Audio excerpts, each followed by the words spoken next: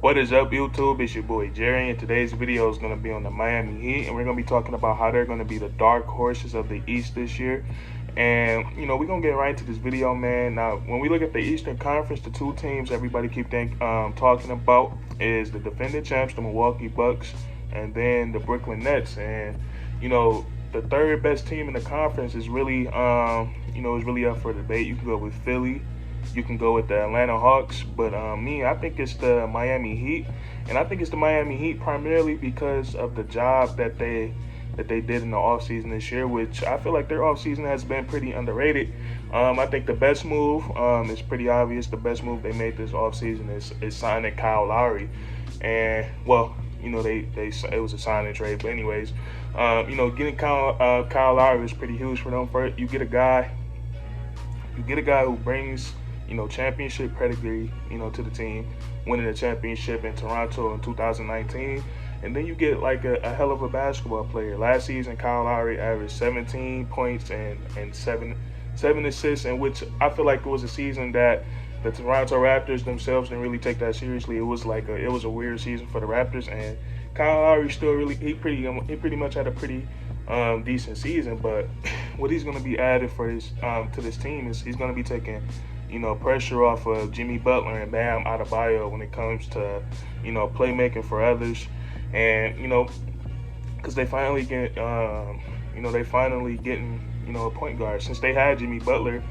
In this squad, the Miami hasn't had a true point guard. They've had, Goran Dragic, Kendrick Nunn, those guys. Those guys are, score first mentality guards. So now they have a actual floor general that can make for others. And not only can he do that, but Kyle Lowry can score from pretty much anywhere on the court. He can score in the pick and roll.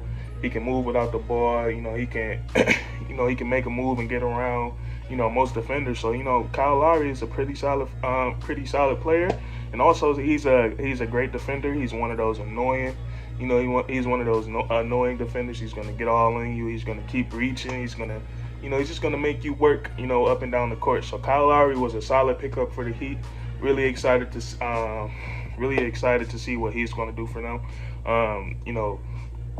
The Miami had another big signing with PJ Tucker, another guy who's going to bring some championship pedigree to this team.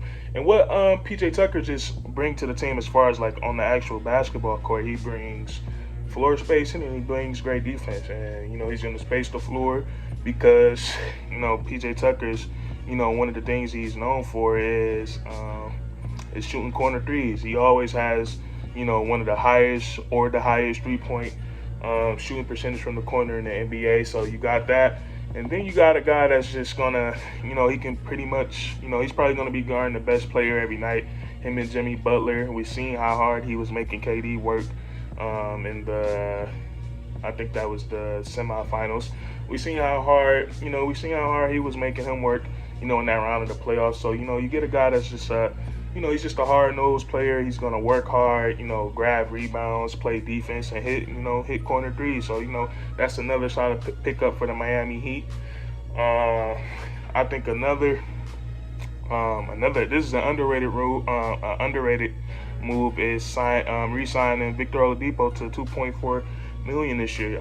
They didn't have to spend too much money on a former All-Star player. And I feel like it's a low risk, high reward situation.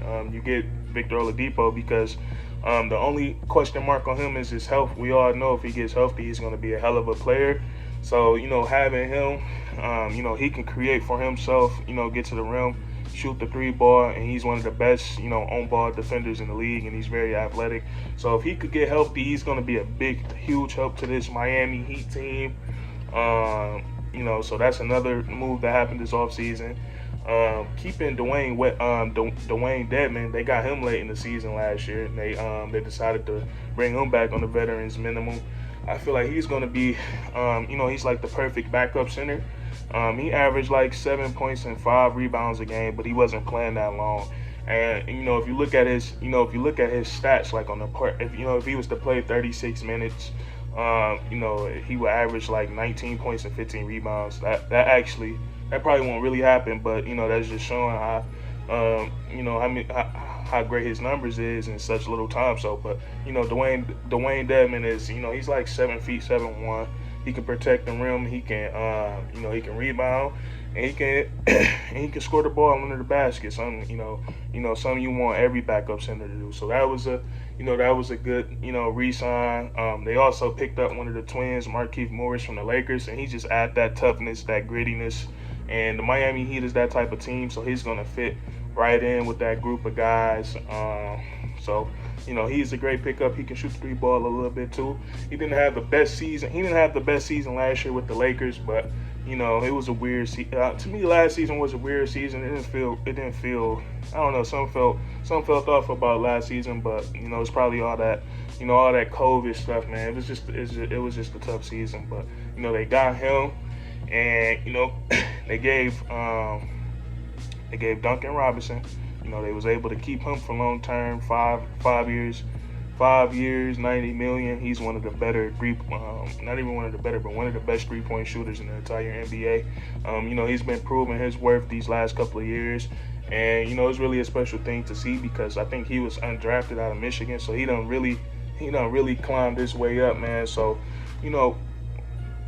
sorry, I had to adjust the camera right there. It threw me off, but so they got Duncan Robinson back, one of the best spot-up 3-point shooters in the league. He's a game-changing player.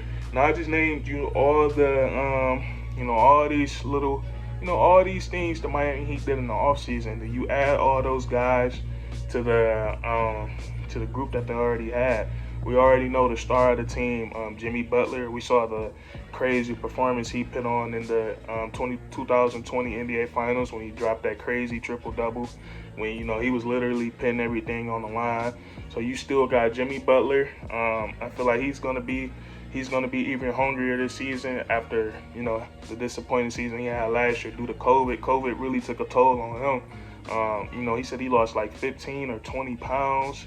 Due to COVID, and the whole Miami Heat, that whole team suffered from, COVID and injuries last season. So I'm pretty sure this whole team is hungry. But you got Jimmy Butler, you still got Bam Adebayo, one of my favorite players. I love watching him play. He can really do a little bit of everything. He can put the ball on the floor, dribble. He got post moves. He's very athletic. He can pass the ball. He's smart. And, he's one of the best defenders in this league. He got one of the most iconic blocks of all time right on Jason Tatum for game. That block was crazy. And, and I expect Bam, he's not even in his prime yet, man. All these guys are still relatively young. I expect him to be even better this year, especially with Kyle Lowry, now that he got somebody out there that can set him up, put him in the right spots to, put more points on the board. So really excited to see Bam next season. Still got guys like Tyler Herro. A lot of people are high on Tyler Herro, specifically like GMs and executives around the league. They expect them to have a pretty big year this year. I do too. Tyler Herro was dealing with some knick-knack injuries last year. So I'm expecting him to play. I'm expecting him to play better this year. I'm really excited to see what Tyler Herro is going to do. I feel like I'm forgetting somebody. We talked about Duncan Robinson. You still got Duncan Robinson, and so yeah, man. So we all know the great shooter that he is. Duncan Robinson and Tyler Herro during 2020, they were one of everybody's favorite duos. Watching those guys, just shoot the blood out the basketball. So, I feel like this Miami Heat team, I feel like nobody can sleep on them because they, like I said, they have a bunch of shooters. They have a bunch of defenders, and all these players got like they got that chip on their shoulder, which is tough to beat, especially when the playoffs come around. So, this Miami Heat team is going to be dangerous. They're going to be fun to watch, and I feel like they can give Brooklyn or Milwaukee run for their money. I think they can compete, with both squads. I think they meet either one of them teams in the playoffs. Is going to be a very entertaining series.